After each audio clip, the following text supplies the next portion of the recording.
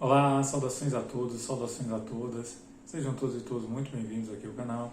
Meu nome é Matheus Ferreira Bezerra, sou professor, advogado, doutor em Direito pela Universidade Federal da Bahia e venho falar hoje um pouco sobre as ações possessórias. Bom, as ações possessórias, elas são meios de defesa que você tem para assegurar a sua posse.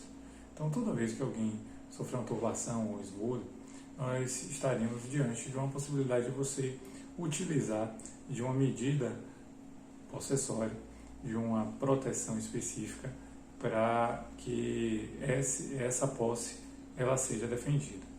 Primeiramente, vale ressaltar que a posse ela deve ser defendida por ser posse, independente se a outra pessoa tem a propriedade ou não.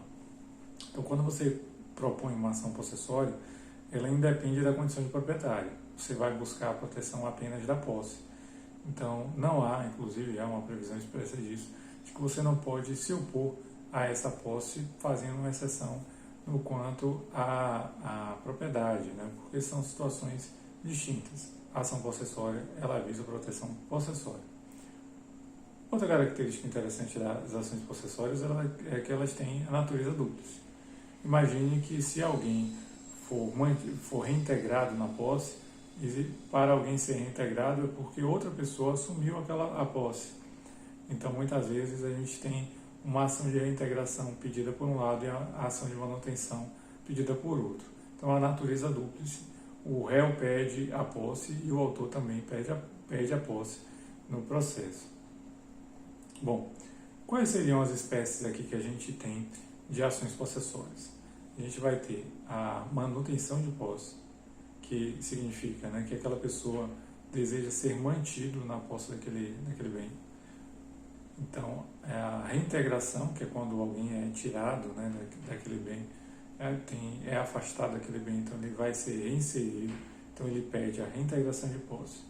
E temos o interdito proibitório, que é uma espécie de uma proibição para que alguém venha exercer algum ato, né, atentatório àquela posse existente, tá?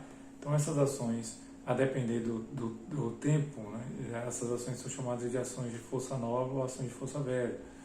Então, porque há 1 ano e dia elas são de força nova e, por força disso, nós teríamos aí a concessão de liminares, um procedimento mais sério.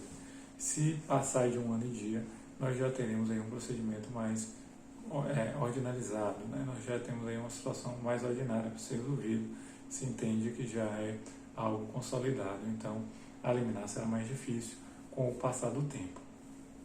Bom, a emissão na posse também é uma condição, né, uma ação que é muito discutida, se ela deveria caracterizar também uma ação possessória ou não. Alguns doutrinadores entendem que sim, outros que não.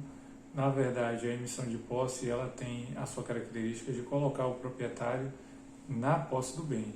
Então, ela depende também de uma condição de propriedade do bem, por isso que diverge um pouco se seria uma ação possessória.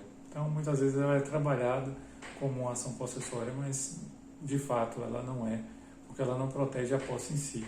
Ela protege a posse, essa posse estando diante de uma propriedade, certo? Então, era isso que eu queria para falar hoje.